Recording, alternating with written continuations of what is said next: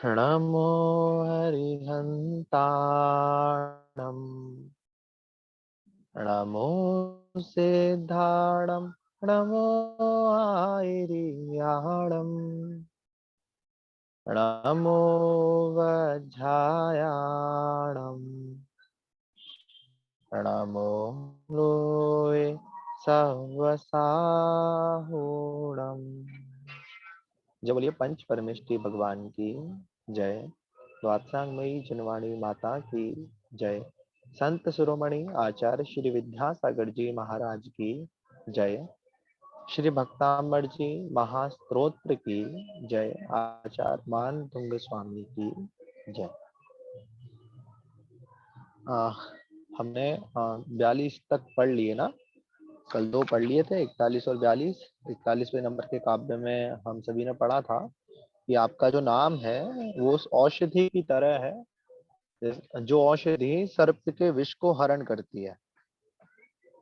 आपका नाम भी उस औषधि का ही काम करता है। अगर किसी को सर्प डस ले, नाक काट ले, तो कितना ही भयंकर वह नाक क्यों ना हो, आपका नाम लेने से उसका विष उतर जाएगा। उसके बाद 42वें नंबर के काव्य में हमने पढ़ा था कि आपके यशोगान से कितना ही भयंकर युद्ध हो रहा हो, फिर भी उस युद्ध में आपके नाम का स्मरण करने वाला डरेगा नहीं और निश्चित रूप से विजय को प्राप्त होगा या शत्रु समूह का नाश कर देगा। ये पढ़ा था। अब 43वें नंबर का काव्य भी युद्ध से ही संबंधित है, पर इसमें उसमें ये बताया था कि आपका जो नाम बोलेगा, आपके यशोगान करने से ही शत्रु समूह का नाश हो जाएगा। इसमें बता रहे हैं, उसमें नाश बताया था, इसमें बताएंगे कि विजय हो जाएगी। अंतर समझो थोड़ा सा। उसमें ये समझ लो कि जैसे एक युद्ध चल रहा है, उसमें एक योद्धा है जो शत्रु समूह का नाश कर रहा है। मतलब युद्ध में खड़ा है और शत्रुओं को मारे जा रहा है, जीता नहीं है।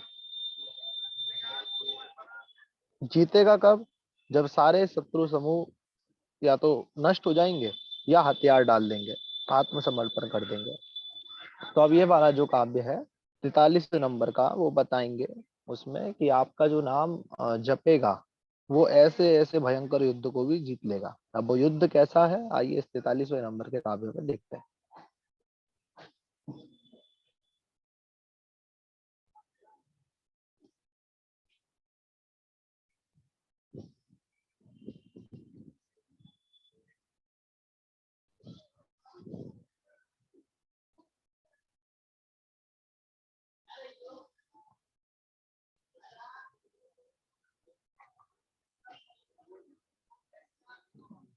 43वें नंबर का काव्य, आइए उच्चारण करेंगे। पहले देखेंगे इसको, उसके बाद उच्चारण। कुंताग्र भिन्न गज शोणित वारिवाह। कुंताग्र भिन्न गज शोणित वारिवाह। वेगावतार तरणातुर योध भीमे। वेगावतार तरणातुर योध भीमे। युद्धे जयम विजित दुर्जय जेय पक्षास।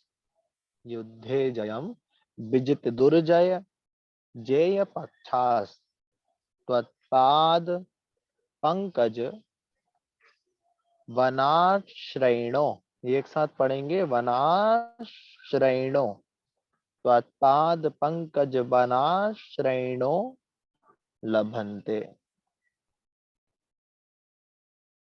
आइए उच्चारण करते हैं, हाथ जोड़ लीजिए सभी। कुंताग्र भिन्न गज शोणित वारिवाह। वेगावतार तरणातुरयोध भीमे। युद्धे जयं विजित दुर्जय जेय पक्षास्। त्वत्पाद पंकज वनाश्रयणो लभन्ते। एक बार और। कुंताग्र भिन्न गज शोणित वेगावतार तरणातुर योध भीम युद्धे जयम विजित दुर्जय जेय पक्षास्त्वत्पाद पंकज वनाश्रयणो लभन्ते। चलिए, आयुष ने हाथ उठा दिया, उच्चारण कीजिए। कुंताग्रभिन्न गज शोणित बारिवाह वेगावतारे तरणातुर योध भीम युद्धे जयम विदित दुर्जय जेय पाक्षात्पाद पंकज बनाश्रयो लभन्ते। श्रयणो, इस पे ध्यान देना। श्रयणो, हाँ, श्रयणो लभन्ते। स्वाति जैन। ठीक है भैया। कुंताग्रभिन्न गज शोणित वारिवाह वेगावतार तरणातुर योध भीम युद्धे जयम विजित दुर्जय जेय पक्षास्त्वत्पाद पंकज वनाश्रयणो लभन्ते। ठीक है, एकदम। अमिता शाह।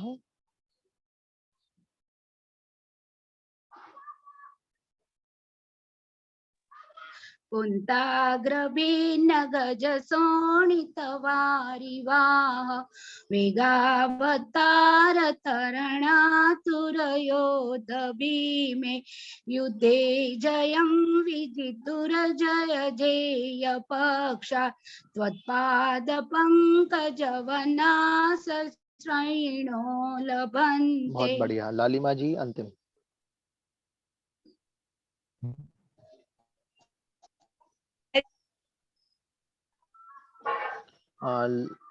आप क्या नेटवर्क नहीं आ रहे हैं? छोड़ते वारिवाह वेगावतारे तरना तुर्योध भीमे युद्धे अम्बिजत दुर्जय जय पक्षात् त्वत्पाद पंकज वनाश्रयणो लभन्ते। बहुत बढ़िया। आइए अब इसका अर्थ देखते हैं।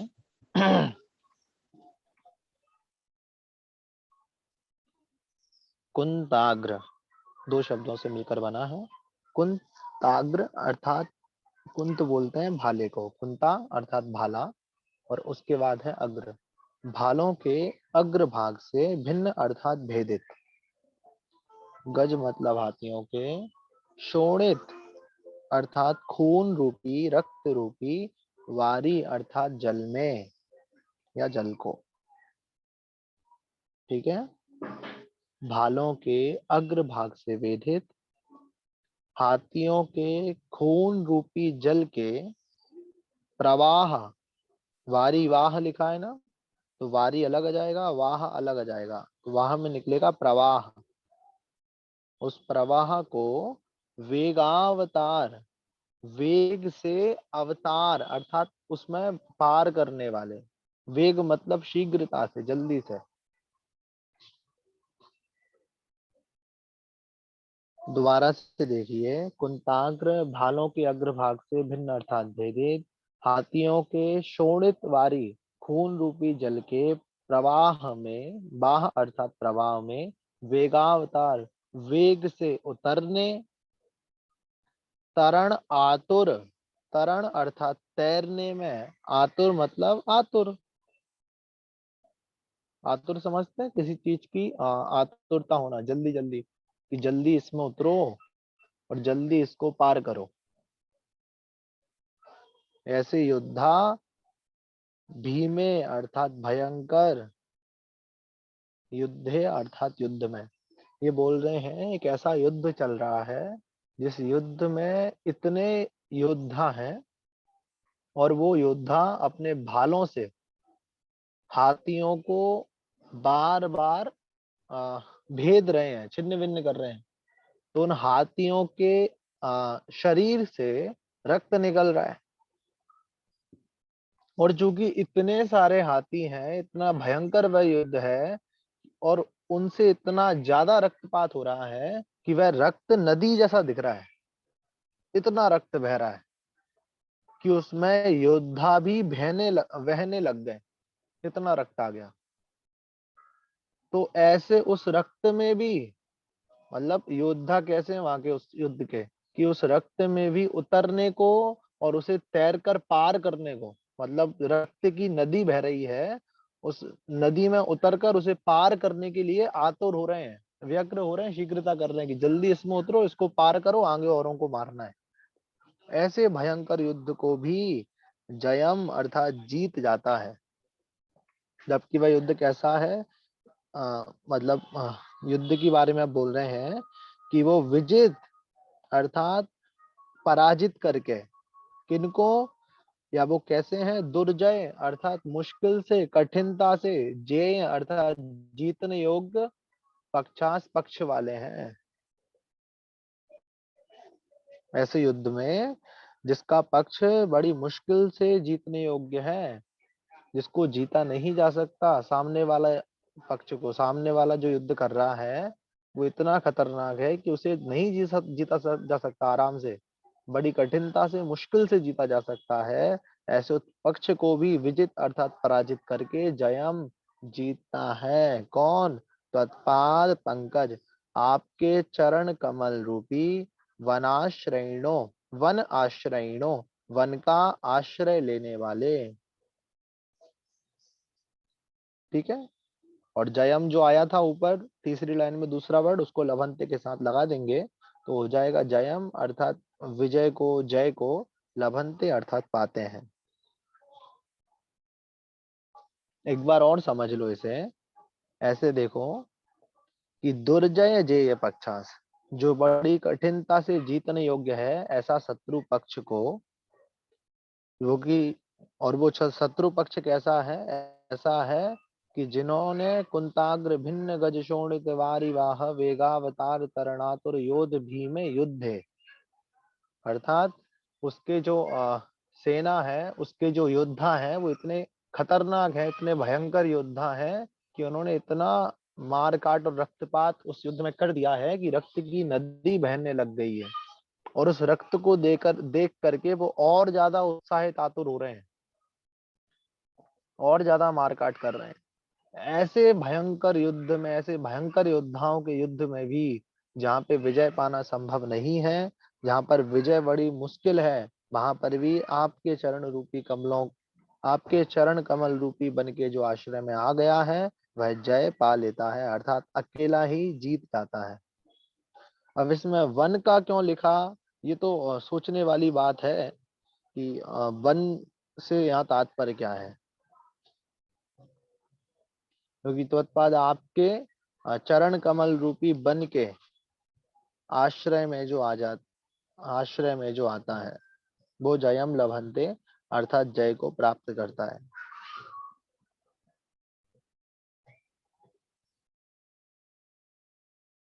अब चूंकि अगर एक जो भक्तांबर की किताब है, सांगानेर संस्थान से शायद वो निकली है, उसके अनुसार तो इसमें वन शब्द इसलिए दिया है कि योद्धा जो है वो युद्ध में थक जाते हैं, रक्तपात हो रहा है, परेशान हो जाते हैं, जैसे अपन बोलते हैं ना कि शरीर पूरा रुधिर रुधिर देख करके गर्म हो जाता है। वन का तात्पर्य देने का ये है कि वन शीतल होते हैं, ठंडक पहुंचाते हैं। तो ये शब्द इसलिए हो सकता है कि आपके चरण कमल रूपी वन जो लोगों को शीतलता पहुंचाता है। मतलब वन का यहाँ पे यही दिया है वैसे तो, कि आपके शीतल वनों की छाया में जो आ जाए।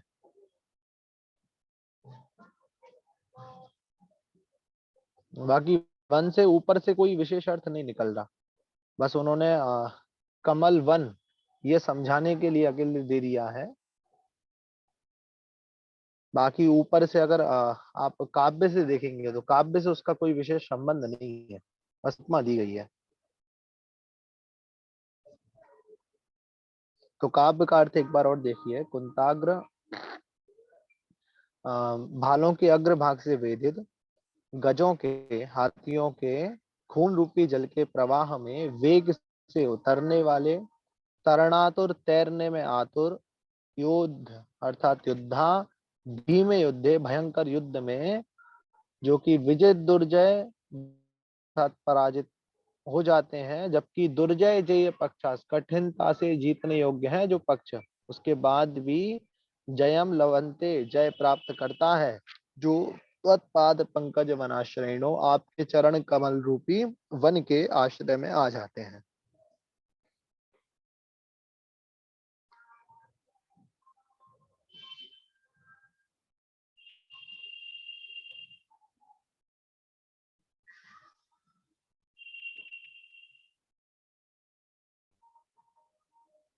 ठीक है, इसमें कोई शब्द नहीं आया हो, मंजू जी अर्थ लगाइए इसका। हाँ, सबसे कठिन लग रहा था भैया, इसलिए आपने मुझे पकड़ लिया, लग रहा है मुझे।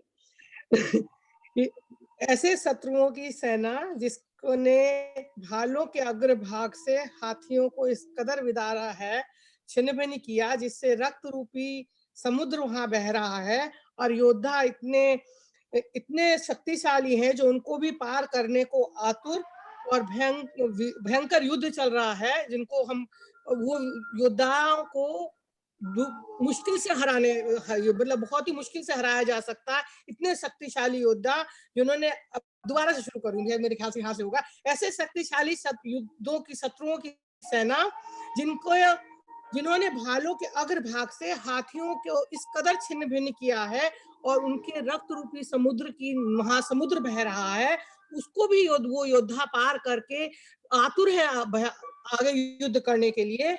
लेकिन वो पुरुष जो आपके चरण रूपी कमल में, वन के चरणों के वन रूपी कमल में, चरण रूपी कमल के वन में आके वो आश्रय लेता है, वो उनको भी हराकर विजय प्राप्त करता है।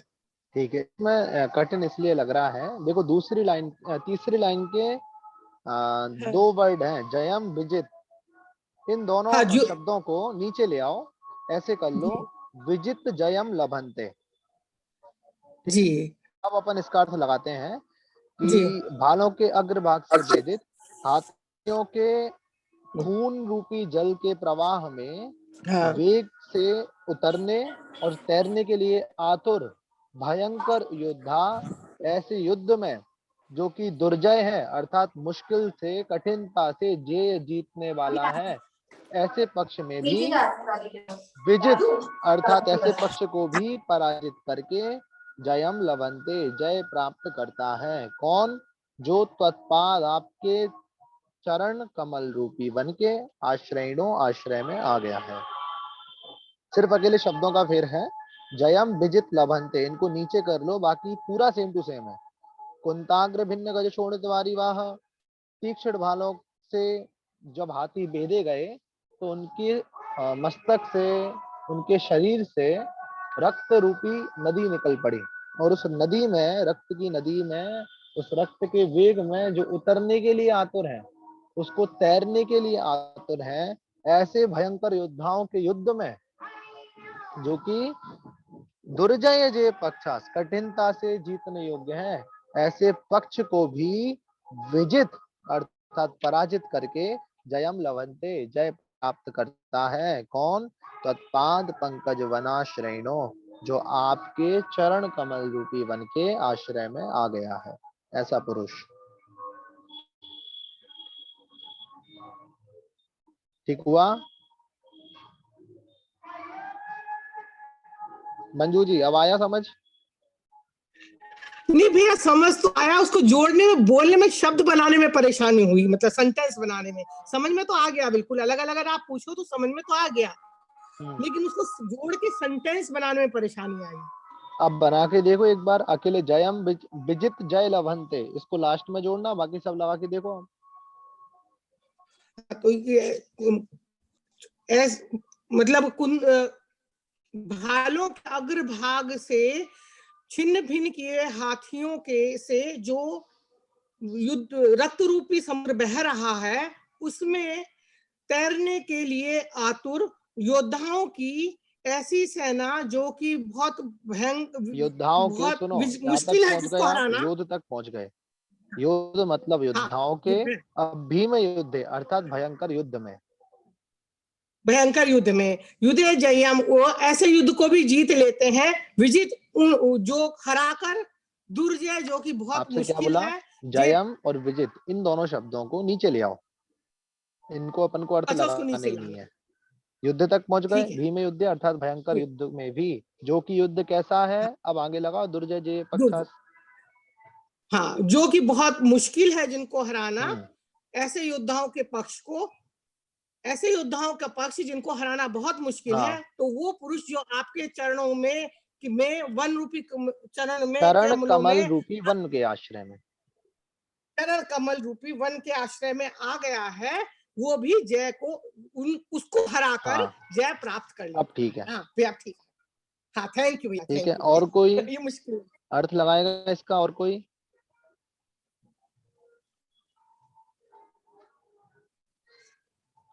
धीरज जी लगाइए, धीरज जी बहुत समय बाद दिखे। इसमें कहा गया है कि भयंकर युद्ध चल रहा है और जिसका हम्म, शत्रु पक्ष बहुत ही शक्तिशाली है, हम्म, और युद्ध के समय भयंकर हाथियों पर भले का वार किया गया है, जिससे भयंकर रक्त की नदियां बह रही है। ऐसे भयंकर युद्ध में जो शत्रु पक्ष अतिक बलवान हो, जो योद्धा उनसे लड़ने जाता है, जो पंच परमेष्ठी के आश्रय में आ गया, भगवान के चरणों में, वन रूपी चरण कमलों के आश्रय में आ गया, वह उन योद्धाओं को क्षण भर में पराजित कर विजय लक्ष्मी को प्राप्त होता है। यानी जो एकदम भगवान ठीक है। के, हाँ, आपका भगवान के आंसर आश्रय में जो आता है वह भयंकर से भयंकर शत्रुओं को भी जीत लेता है। बहुत बढ़िया, आपका उत्तर एकदम ठीक है। इसमें कोशिश किया कीजिए कि शब्दों से अर्थ लगाएं। जब शब्दों से लगाएंगे ना अर्थ, तो आगे कभी भूलेंगे नहीं। बाकी भावार्थ आपने बहुत अच्छा बताया, बहुत अच्छे से आ भी गया आपको। एक चीज थोड़ी सी ध्यान देने योग्य है कि पंच परमेष्ठियों की नहीं, क्योंकि इसमें मुख्य रूप से देखा जाए तो अरिहंत योगी या आदिनाथ भगवान की स्तुति की गई है, तो उनको प्राथमिकता दी जाए। तो पंच परमेष्ठियों की अपेक्षा जो हे प्रभु आदिनाथ भगवान आपकी स्तुति करता है वो, ऐसा। अंजू भाभी जल्दी से अर्थ लगाइए, फिर आगे चलना है। जय जिनेन्द्र भैया जी, कोशिश कर रही हूँ, देखिएगा। कुंताग्र भीन गज शोणित वारिवाहन, मतलब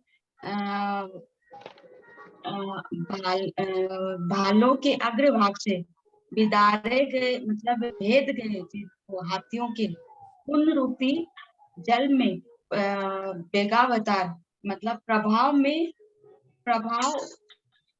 के वेग से उतरने वाले तरनातुर भीमे, तैरने में जल्दी जल्दी योद्धाओं के द्वारा भयंकर युद्ध हो रहा है, उसको मुश्किल से जीतने वाले जो शत्रु के पक्ष को मुश्किल से जीत पाते हैं, आपके चरण कमल रूपी वन के आश्रय में आने वाले जो है।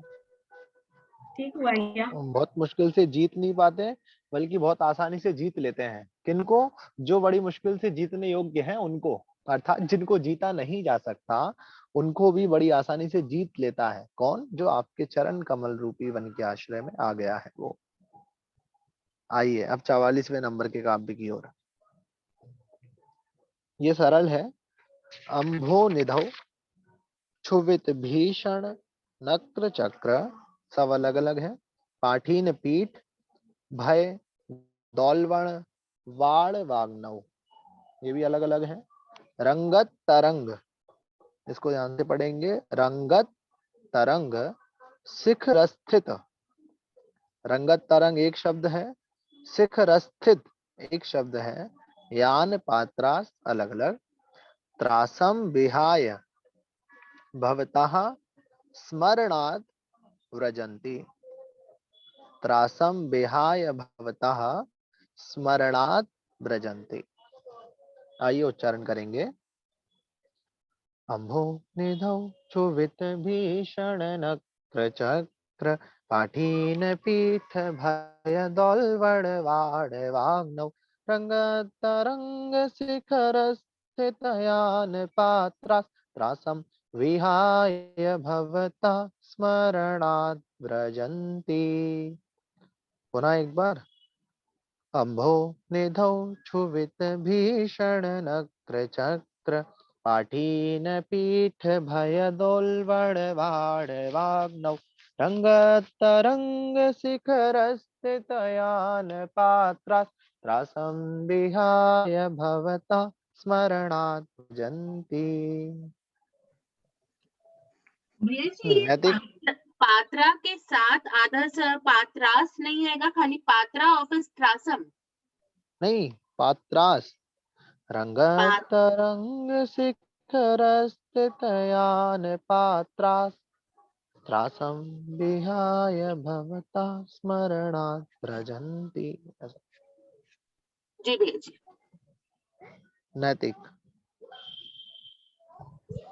अम्भोनिधौ शुभित भीषण नक्र चक्र पाठीन पीठ भय दोल्वण वाग्नो रंगतरंग शिखर स्थितयान पात्रास त्रासं विहाय भवतः स्मरणाद व्रजन्ति। बहुत बढ़िया। उषा जैन। अम्भोनिधौ क्षुभित भीषण नक्र चक्र पाठीन पीठ भय दोल्वण रंगतरंग स्थित यान पात्रास त्रासं विहाय भवता स्मरणात् भजन्ति। बहुत बढ़िया। निर्मला जी, निर्मला जैन। अम्भोनिधौ शुभित भीषण नक्र चक्र पाठीन पीठ भय दोल्वण वाग्नो रंगतिरंग शिखर स्थित यानि पात्रा त्रासं विहाय भवत स्मरणात् भजन्ति। बहुत बढ़िया। आइए इसका अर्थ देखेंगे।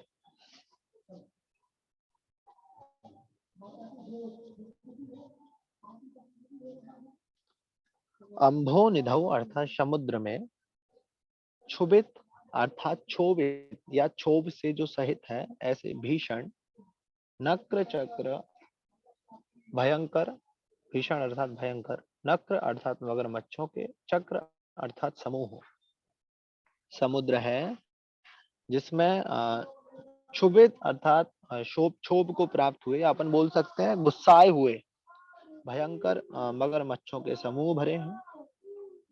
पाठीन पीठ भय, वैसे तो पाठीन पीठ एक नाम की मछली होती है, मतलब एक मछली की जाति है जिसका नाम है पाठीन पीठ, जो भयंकर बड़े बड़े महामत्स्य होते हैं। तो पाठीन पीठ नाम की मछलियों का भय जिसमें है। और दौलवण दौलवण अर्थात विकराल भयंकर, बाण वाग्नव अर्थात बड़वाग्नि जिसमें लगी हुई है। हाँ, कल या परसों में हमने 3 प्रकार की अग्नि देखी थी, बड़वाग्नि, जठराग्नि। उनमें एक बड़वाग्नि अर्थात समुद्र की आग, तो जिसमें दौलवड़ अर्थात विकराल, बाण वाग्नव अर्थात बड़वाग्नि लगी हो, बड़वानल हो जिसमें, ऐसे समुद्र में भी रंगत तरंग अर्थात रंग मतलब चंचल, हिलती डुल रही है अर्थात इधर से उधर, तरंग अर्थात लहरें जिसमें हो, उसमें भी शिखर स्थित, उन हिलती हुई लहरों के शिखर स्थित अर्थात एकदम शिखर पर, लहरों का जो सबसे ऊपर वाला स्थान होता है, उन इधर से उधर जाती हुई हिलती डुलती लहरों के शिखर पर यान पात्रास स्थित एक जहाज स्थित है। किसका जहाज? हाँ, जो आगे आएगा किसका, एक जहाज स्थित है, वो त्रासम विहाय, त्रासम मतलब भय को, विहाय मतलब त्याग कर, भवता अर्थात वो त्रासम विहाय अर्थात भय को त्याग देता है, भवता आपके, स्मरणात् स्मरण से, आपको स्मरण करके, ब्रजंती अर्थात गमन करता है, यात्रा करता है या पार हो जाता है। ठीक है, इसका अर्थ सरल है। अम्बो निधौ समुद्र है जिसमें क्षुभित अर्थात शोभ को प्राप्त भीषण भयंकर नक्र चक्र मगरमच्छों के समूह हैं। पाठीन पीठ भय अर्थात पाठीन पीठ जाति के महामत्स्यों का भय है जिसमें, और दौलबड़ वाड़ो जिसमें भयंकर विकराल बड़वाग्नि जल रही हो, बड़वानल भड़क उठ रहा हो। रंगत तरंग ऐसी उन चंचल लहरों के शिखर पर स्थित यान पात्रास जहाज, जिसका वो जहाज है, वह जहाज वाला भी त्रासम बेहाय, त्रासम अर्थात भय को, त्रासता को, बेहाय अर्थात त्याग देता है, भवतः स्मरणात् ब्रजंती और आपके नाम का स्मरण करता है, और ब्रजंती गमन करता रहता है बिना किसी भय से। ठीक है, ये तो सरल है, ये अपन ने पहले पढ़े हुए हैं, ये शब्द ये जितने शब्द हैं वो सब अपन ने पहले पढ़े हुए हैं। इसमें से 2-3 चीजें हैं, 3 चीजें याद करने योग्य हैं कि ऐसा समुद्र है जिसमें भयंकर मगरमच्छ भरे पड़े हैं। दूसरी चीज है जिसमें पाठीन पीठ जाति के भयंकर महामत्स्य भरे पड़े हैं। और तीसरी चीज है जिसमें बड़वाग्नि भवक रही है। बड़वाग्नि जब भवकती है तो उसका मतलब ये होता है समुद्र में उछाल आता है, ज्वार भाटे आते हैं, सुनामी आती है। तो बड़वाग्नि जिसमें भवक रही है उससे क्या हो रहा है, ऊंची ऊंची लहरें उठ रही हैं, और उन लहरों की चोटी पर एक जहाज स्थित है, एक यान पात्रास अर्थात एक जहाज, समुद्री जहाज स्थित है। और वो जहाज जो चला रहा है वो भवता स्मरणाद आपके नाम का स्मरण करता है, और त्रासम ब्याय और सारे भयों को त्याग करके आराम से गमन करता रहता है। उसे कोई भय नहीं रहता कि मेरा जहाज डूबेगा, मगरमच्छ खा जाएंगे या महामत्स्य मुझे खा जाएंगे, मर जाऊंगा मैं, या मेरा कुछ भी होगा। उसे कोई भय नहीं है क्योंकि उसने आपका नाम स्मरण कर लिया है। जबकि उसका जहाज कहाँ पे है, उस चोटी पर है, जो समुद्र की लहरें एकदम ऊपर की ओर उठ रही हैं, और उस चोटी पर जहाज है, और वो लहरें इधर उधर गोते खा रहा है, वो पूरा जहाज लहरों में।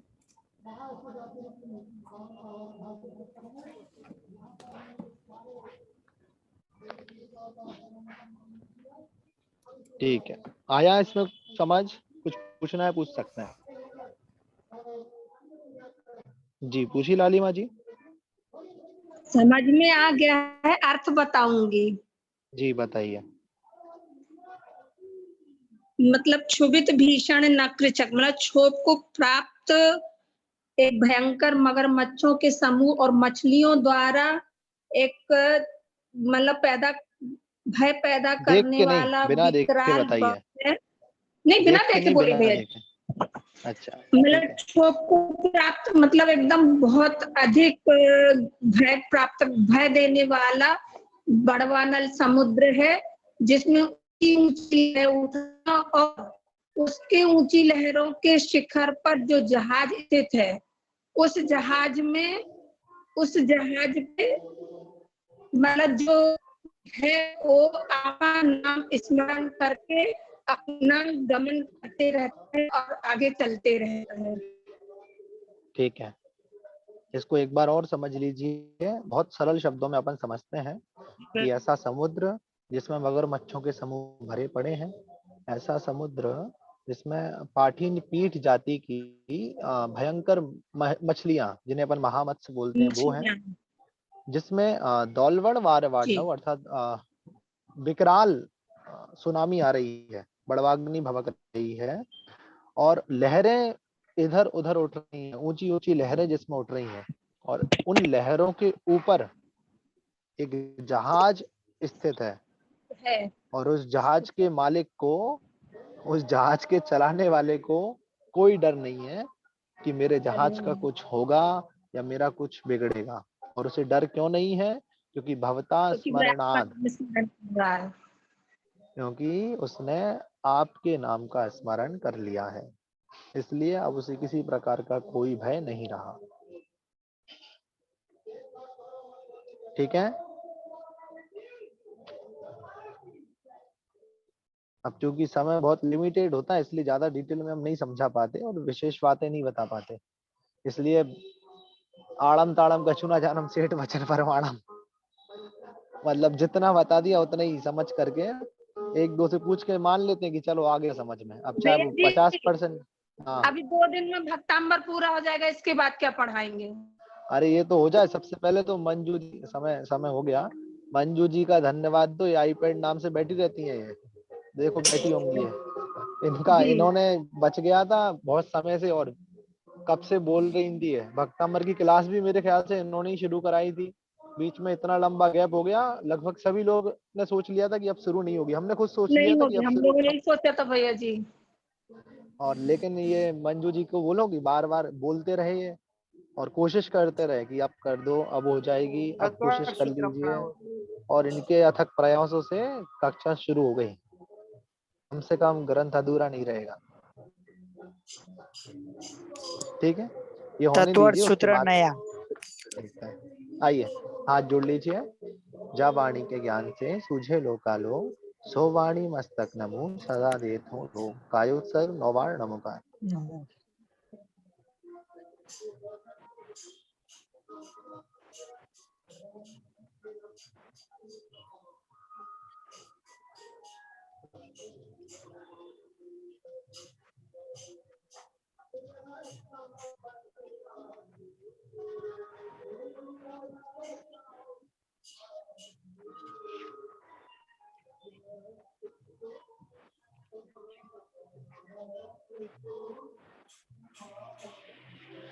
जय बोलिए आदिम तीर्थंकर आदिनाथ भगवान की जय। जय। ग्रंथाधिराज श्री भक्तांबर जी महास्तोत्र की जय। आचार्य मान तुंग स्वामी की जय। सभी को जय जिनेन्द्र। जय जय जिनेन्द्र जिनेन्द्र जी। मंजू जी, सभी मंजू को जी और जय उनकी टीम से जिनेन्द्र। लोग, ये लोग भारत के बाहर के रहने वाले हैं। America, USA. मंजू जी शायद वर्जीनिया में रहती हैं। जी। पूजन करते हैं।